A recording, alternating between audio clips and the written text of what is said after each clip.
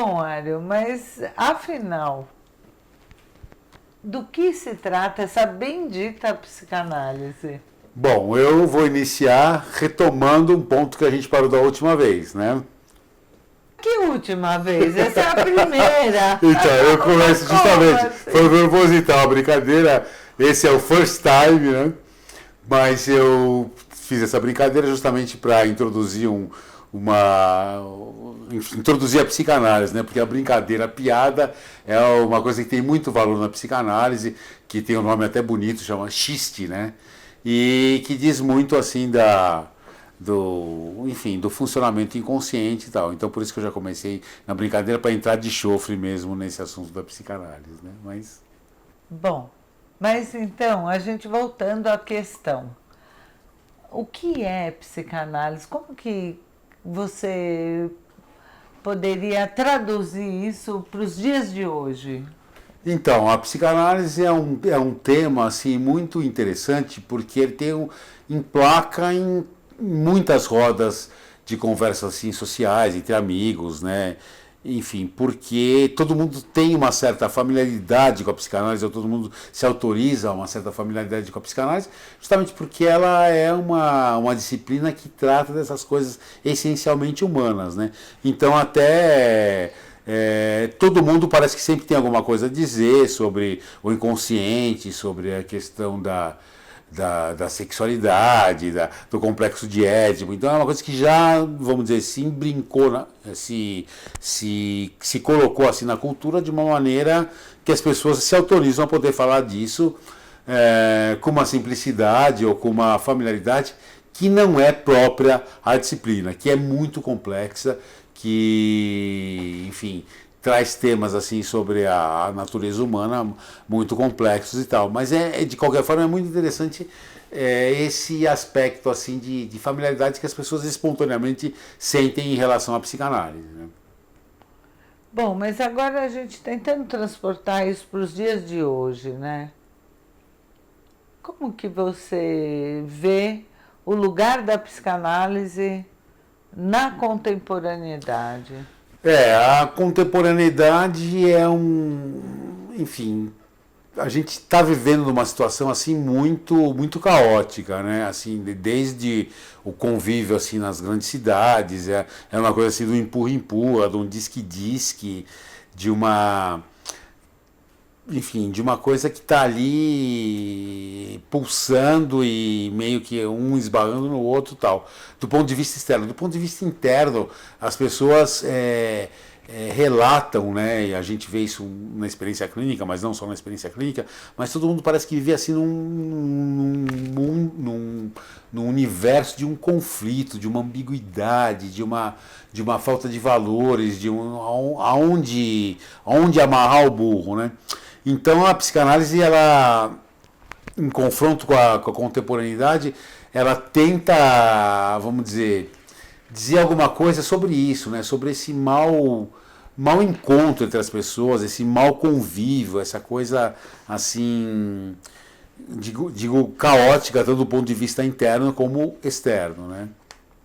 Diante disso que você está trazendo aqui, né, desse empurra-empurra, conflito, e de fato, né, realmente acho que não é estranho as pessoas identificarem esse mal-estar. Uhum. Vamos dizer, como a psicanálise lê isso, como ela interpreta, que lugar que ela ocupa diante desse mal-estar? Então, Freud se deteve nisso, claro, como um cara brilhante, genial, tal, e especialmente num texto no escrito dele chamado Mal-Estar na Civilização, que ele coloca realmente que vamos dizer assim, os benefícios dos agrupamentos humanos, enfim, dessa ajuda mútua, desse trabalho de todos em prol de um desenvolvimento aí da humanidade, enfim, de uma tentativa de ver melhor, de cada um, enfim, com a sua parte contribuir para um funcionamento assim harmonioso, né, do mundo, mas o Freud então ele trata dessa questão de uma maneira assim, digamos assim, podemos dizer um pouco pessimista, né, no sentido de que para esse convívio, para você usufruir desse benefício que o agrupamento humano, que cada um fazendo a sua parte, pode ajudar na vida, mas isso tem um peso enorme para o ser humano, porque para ele participar disso, ele precisa fazer uma renúncia enorme aos seus aspectos mais subjetivos, digamos assim, né? Então o Freud trata dessa questão assim exaustivamente, né? Desse sacrifício, enfim, que cada um tem que contribuir, tem que fazer em prol desse convívio social, né? E aí eu acho que realmente está o fundamento da psicanálise, né? Porque esse sacrifício que se tem que fazer em nome de um funcionamento grupal, né? Não é de graça, né? Porque cada sujeito humano tenta de alguma forma recuperar isso. E aí a psicanálise, enfim, eu acho que se funda justamente nesse campo que é dessa tentativa de recuperar esse sacrifício, né? Que foi ao longo do desenvolvimento teórico da psicanálise, né? E teórico baseado na clínica, evidentemente, foi se desenvolvendo um conceito, né? Foi se impondo um conceito, se nomeando um conceito de gozo, né? Que é justamente vamos tentar então de alguma maneira recuperar esse sacrifício.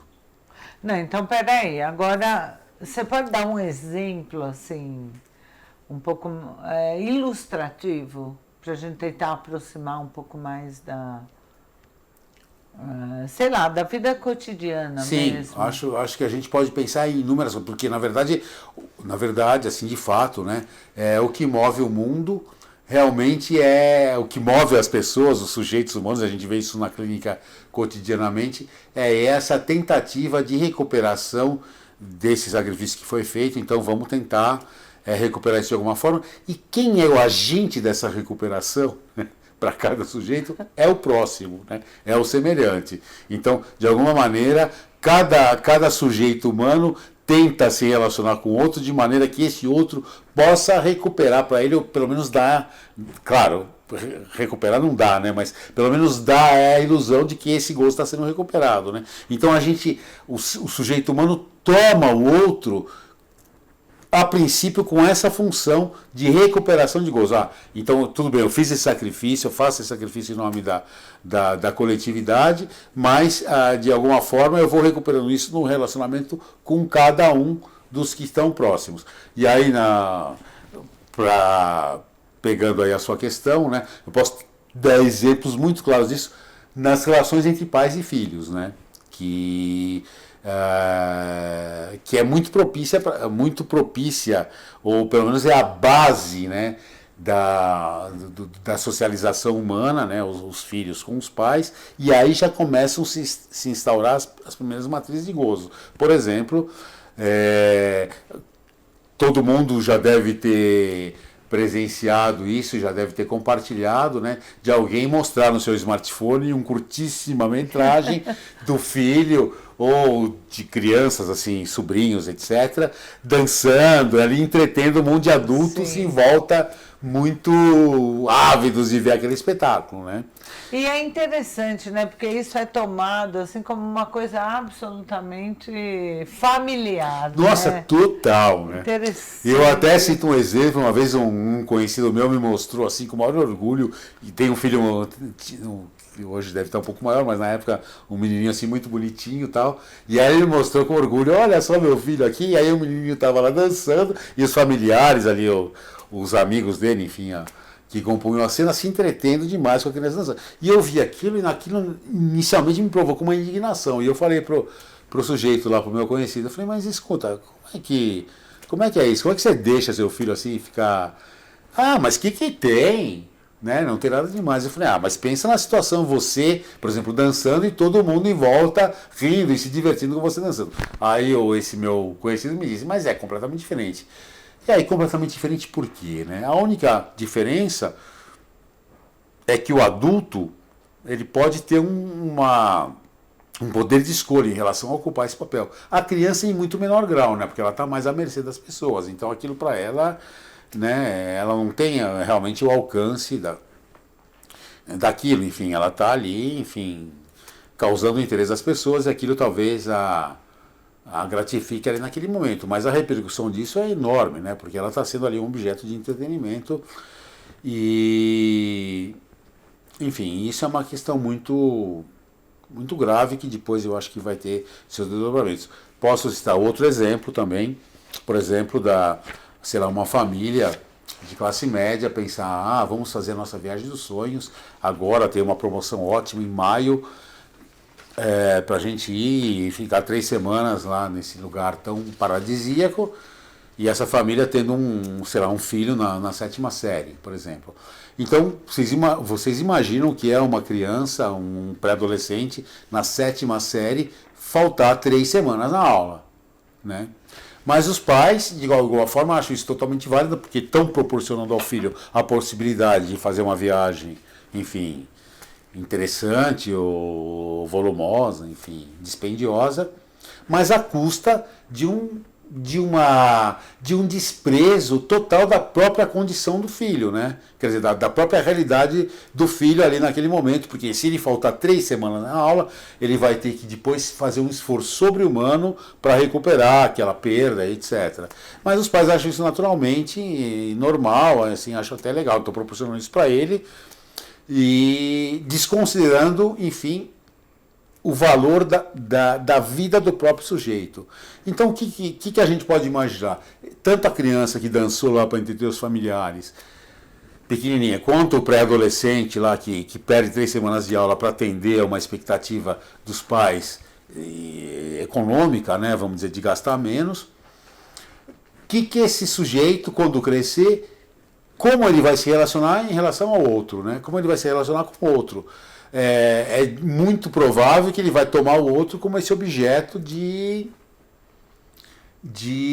vamos dizer assim, você está aqui para fazer aquilo que me interessa, né? Aquilo que você está aqui para me servir. Então as relações entre as pessoas, as relações humanas, ficam muito pautadas justamente nisso. O outro é tomado como um objeto para me entreter, para estar a serviço dos meus interesses. Então isso, na minha opinião, muito pretensiosamente, né, é uma das causas porque o mundo está tão caótico, né? Porque a relação se baseia justamente nisso, o outro como objeto de meu gozo, não o outro como outro, né? Como, enfim, que tem os seus próprios interesses, a sua própria vida e tal. Não, o outro está para me servir. Então, isso eu acho que um pouco caracteriza a vida como ela está hoje. Você pode me perguntar de outros exemplos em relação a isso, por favor. Então, bom, diante do que você falou, dá para a gente pensar também algumas coisas que a gente vê com relativa frequência, como, por exemplo, os noticiários diários. Você liga a TV logo cedo e aí você vê um monte de desgraça, enchente, enfim, acidentes e tal. O que acontece? Quer dizer, a nossa percepção mudou. Como que é isso? Isso está tendo um incremento? Então, a mídia traz essas desgraças, enchente, enfim, muitas tragédias, e entrevistam as pessoas dizendo, perdi tudo na enchente, ou então meu filho morreu nessas circunstâncias e tal. E isso entretém demais as pessoas, né? As pessoas ouvem aquilo. Basta você ver também um acidente que acontece assim, na via de trânsito e tal, as pessoas param, a cidade para, porque todo mundo quer olhar aquela tragédia. Então, esse coisa do outro como te entretendo no seu aspecto mais trágico, na situação pior da sua vida, entretém as pessoas, né? Torna assim interessante aquilo. Então isso é uma coisa realmente que vai bem nessa linha de o outro vai te restituindo uma satisfação, né? Vai te entretendo de uma forma assim absurda, né? Então, mas chama atenção, né? Como que a gente pode explicar, do ponto de vista da psicanálise, como ela vê esse fator de atração, essa coisa assim tão mórbida, tão então, misteriosa até, né? Não tem lógica. Né? Isso é uma questão, acho que diz respeito ao âmago da psicanálise mesmo, né? Quer dizer, esse ponto sombrio, esse ponto de horror mesmo, que é a tragédia, entreter os seres humanos, né? Quer dizer, e é interessante porque a psicanálise não recua em relação a isso, né? Então, o que quer dizer essa tragédia? O que é esse ponto inominável? O que isso entretém, né? E aí as pessoas a psicanálise convida a você a se propor a falar sobre isso, né? Quando você realmente procura, enfim, uma análise e tal, né? Quer dizer, no que isso pode entreter, no que a tragédia pode entreter, no que o outro, nesse papel de absoluta vulnerabilidade, absoluta, de perdeu tudo, por exemplo, no caso de uma enchente, ou sei lá, no caso de uma perda, sei lá, de um familiar importante e tal, né? Quer dizer, isso entretém o ser humano. Então isso é um ponto cego, quer dizer, que a psicanálise na verdade, se coloca aí como assim, não tem um passado ali. Para o ser humano é realmente esses pontos sombrios que se entretêm com esse aspecto do outro na sua condição de mais vulnerável, né? Então, eu acho que aí se funda realmente o próprio campo da psicanálise, né? Quer dizer, que é esse entretenimento com o outro nessa condição assim. Quer dizer, a gente pode entender que a psicanálise convoca o sujeito para reflexão, para se deparar realmente com essas questões, vamos dizer, mais obscuras, menos objetivas, né? E aí, falando em questões objetivas também, eu queria te questionar um pouco sobre um tema que eu acho difícil, espinhoso nos dias de hoje, mas importante, que é o discurso do politicamente correto, né? Sim. Como que a psicanálise, como que a gente pode pensar isso? O discurso do politicamente correto. Bom, acho que a gente vai chegar um pouco ali no decorrer da discussão, mas antes disso eu queria colocar uma coisa assim. Então, a gente, desde as relações mais assim, mais preciosas, que é pais e filhos e tal, que a gente observa mesmo, né, que tem todo esse aparato imaginário de uma transcendência da relação pais e filhos, etc, etc. Mas a gente, como eu acabei de colocar aí a partir desses dois exemplos, né, como os pais também se entretêm com os filhos como objeto de gozo, né, e daí vai, e não só com os filhos, mas enfim, toda a nossa ação no dia a dia, na verdade a gente está em busca do gozo, porque um cara que tropeça na nossa frente na rua, aquilo é motivo de graça, na verdade, né? Normalmente as pessoas acham engraçado a pessoa tropeçar, tal, que é uma coisa, né? Isso tem sua contrapartida, porque tudo bem, você toma outro objeto de gozo, o outro me entretém, seja o menininho dançando na minha frente, seja a tragédia que aconteceu, o cara que perdeu tudo, e eu me entretenho com aquilo, com aquela... Mas isso cria uma contrapartida que é o seguinte: bom, se eu me entretenho com o outro dessa forma, o outro também deve se entender comigo. E aí que a coisa entorta, entendeu? Uhum. E aí cria realmente um sem universo de paranoia, né? Bom, então eu preciso ficar atento em relação ao outro também, né? Porque o outro também vai me usar e abusar de mim e se entreter comigo, né? Então isso cria, na verdade, vamos dizer, um clima de paranoia, de persecutoriedade, de dificuldade nas relações, de perigo nas relações, né? E isso a gente está vivendo bem. Eu acho que a gente vive bem nesse ponto. E bem nesse ponto, nesse momento da história da humanidade, ou pelo menos aqui nas grandes mas metrópoles. Que é até de uma radicalização, né? Que a gente vê polarizações, né? Como assim polarizações? Ou você é a favor, ou você é contra, né? Quer dizer, isso é muito presente nos dias de hoje. Tem né? sempre um questionamento, claro, em relação a isso. Sempre a coisa vem com entretenimento, né? Quer dizer, e o inimigo de prontidão, né? Exatamente. E a mídia extrapola isso, né? Nossa, e deita e rola em cima disso e conta as tragédias e um que faz com o outro e o outro que respondeu e tal, etc, etc. Então isso é uma coisa que, enfim, Aí, então isso vai criando, vamos dizer, mecanismos de tentar minimizar com isso. Por exemplo, o discurso politicamente correto, que hoje está tão em moda, é uma questão. Mas antes disso, do discurso politicamente correto, eu gostaria de colocar um aspecto que eu acho que ilustra muito bem, que é uma produção muito contemporânea, né, assim, bem da contemporaneidade mesmo, que é a questão das redes sociais. Porque as redes sociais respondem bem a isso, né? Quer dizer, a relação com o outro fica muito ascética, né? Quer dizer, as pessoas postam nas redes sociais muitas coisas e, enfim, desde as coisas mais assim corriqueiras até as coisas mais importantes, da crítica social ao entretenimento, uma piadinha, etc, etc, etc. Mas tudo muito asséptico, porque é tudo muito distante, né? Quer dizer, ao mesmo tempo que você se interessa em saber da vida do outro e o outro se interessa em saber da sua vida, mas é tudo muito ali, não tem um corpo a corpo, tá tudo muito bem protegido, né? Quer dizer, então o outro ali de alguma maneira ele está enredado, né? Quer dizer, então as relações elas são muito nesse sentido assépticas, né? Porque você não tem um contato direto, não tem um corpo a corpo, um confronto, né? Quer dizer, isso faz com que até perca um pouco.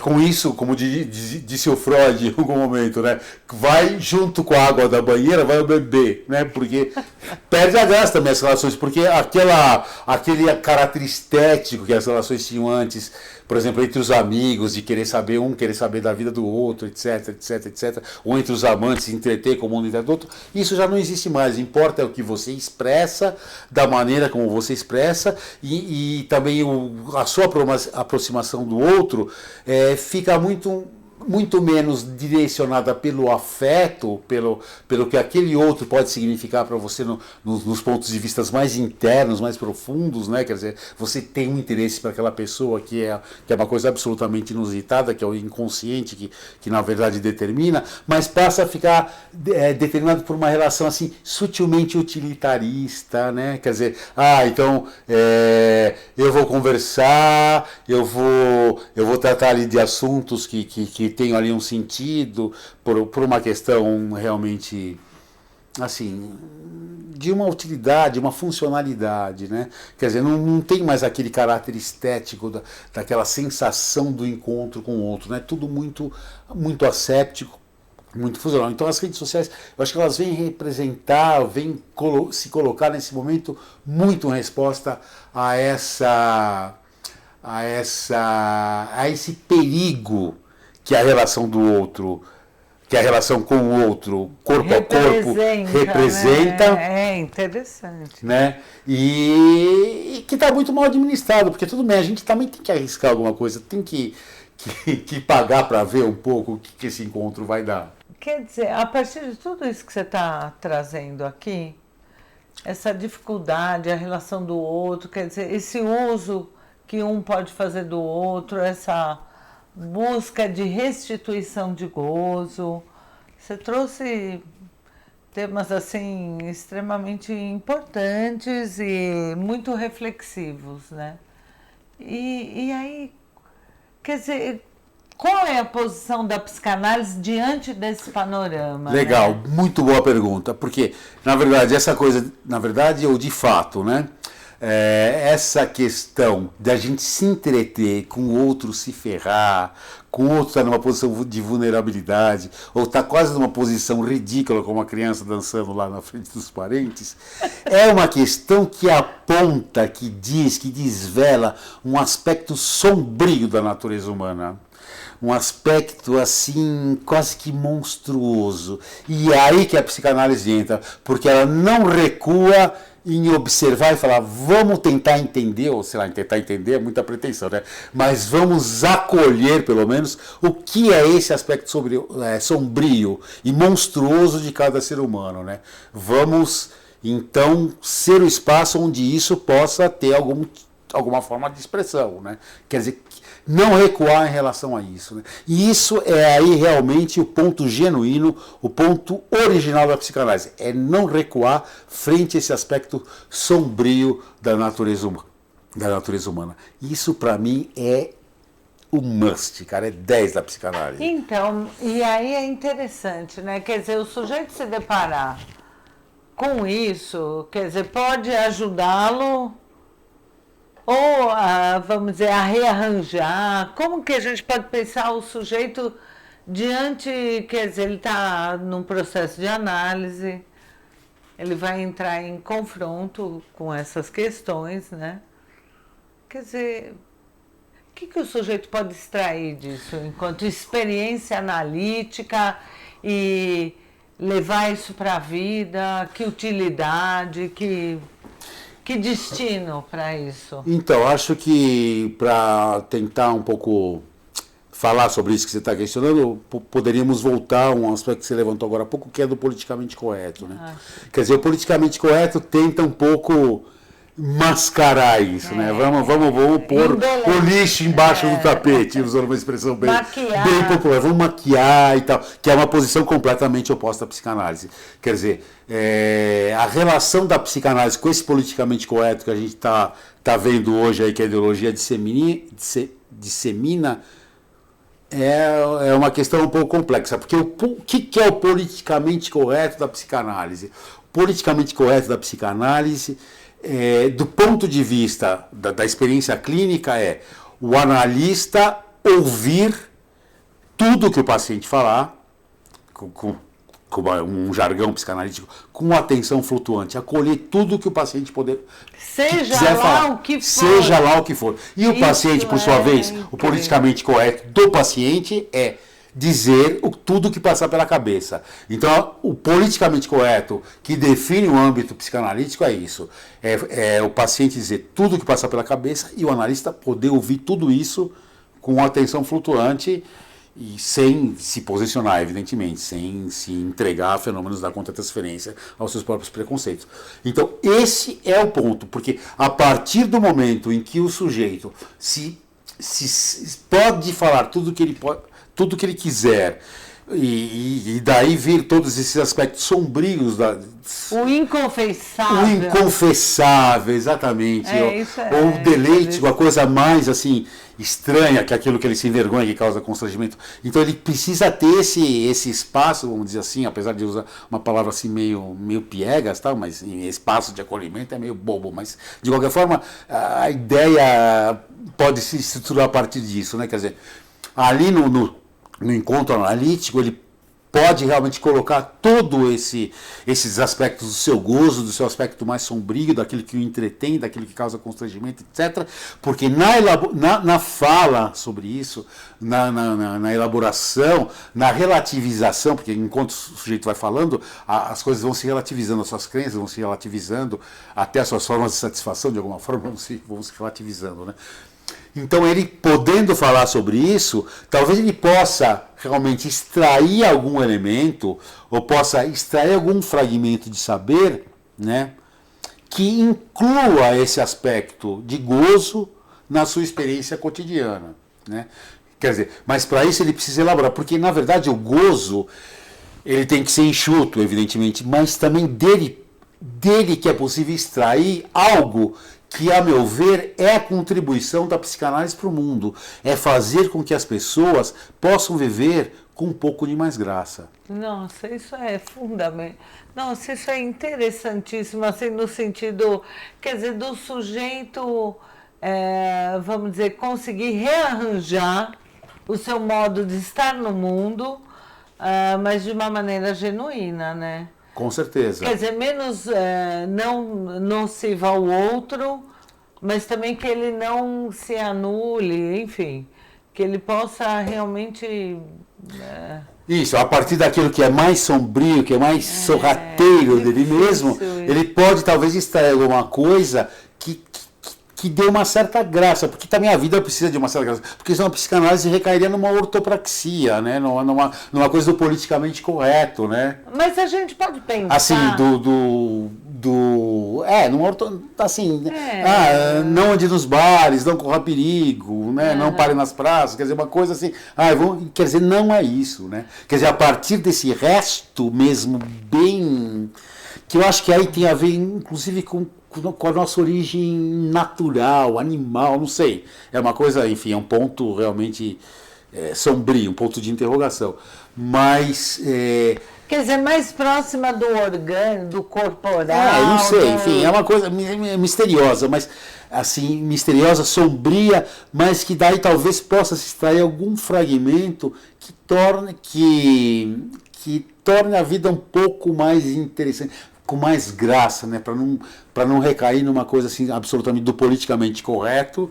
E só isso, né? Quer dizer, eu acho que essa é a grande contribuição da psicanálise. É isso que a psicanálise tem que proporcionar para os seus clientes, vamos dizer assim, ou para a humanidade, né? Quer dizer, é possível viver com um pouco de mais graça, porque na verdade o que a gente está vendo é isso, as pessoas vivem apaticamente, com tanta oferta de mercado e de possibilidades, mas as pessoas não sabem muito bem o que fazer com isso, porque na verdade a articulação que vem disso que a humanidade, sei lá, que a tecnologia oferece, precisa ter uma articulação, uma coerência com aquilo que é mais íntimo do sujeito. A gente não pode dizer também, quer dizer, o que vem de fora não entende aquilo, quer dizer, só o sujeito, um a um, para saber aquilo que ele traz, né? Quer dizer, aquilo que ele, vamos dizer, que ele é mais genuíno e ao mesmo tempo mais sombrio. Isso, né? Como é que ele vai articular isso de uma maneira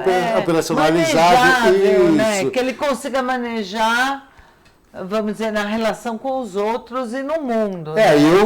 Vamos dizer, eu nomearia, vamos dizer, uma operação para isso, um orçamento de gozo. Quer dizer, o sujeito tem que calcular exatamente, né? Nossa, aquilo que eu estou percebendo em mim mesmo, que eu reconheço em mim mesmo, como é que eu posso operacionalizar isso? Como que eu posso articular isso com as minhas escolhas, né? De maneira que eu possa pagar pelo preço dessa graça, né? Porque a graça realmente ela sempre tem um preço, né? E é possível a gente pagar esse preço, eu acho que desde que haja esse cálculo, essa estimativa, né?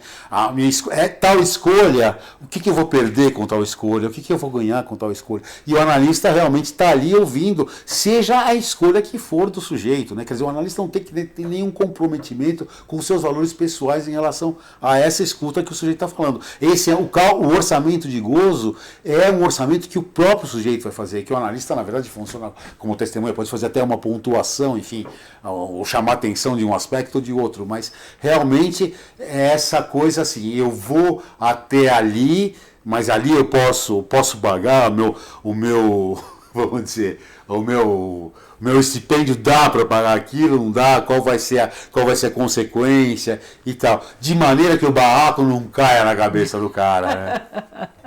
E que na verdade a vida tenha mais graça, e tenho dito.